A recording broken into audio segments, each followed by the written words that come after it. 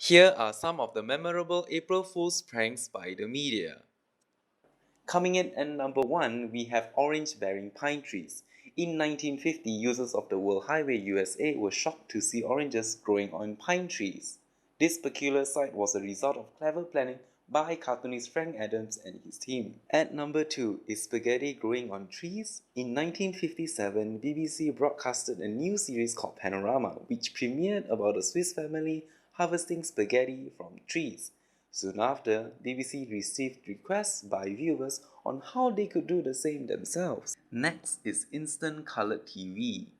In 1962, Q. Stanson proclaimed that instant colored television was invented. By covering the television screen with nylon stocking, the light could bend through the mesh till a would-be colored image appeared. Sadly, colored TV only began in 1970.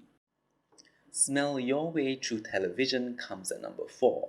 In 1965, BBC TV had an interview with the creator of Smell-O-Vision, a technology that transmitted smells via airwaves. It claimed that viewers would be able to smell aromas produced from the television studio right to their very own homes. Going digital on Big Ben. It wasn't a happy affair when BBC's Overseas News Service reported that Big Ben was turning digital, as they received numerous complaints by the public and spent several days apologizing to them. The left-handed Whopper was next on our list. In 1998, Burger King introduced the left-handed Whopper meant for its left-handed consumers. The product featured all the same ingredients except the condiments, which was rotated to 180 degrees for the benefit of their left-handed consumers.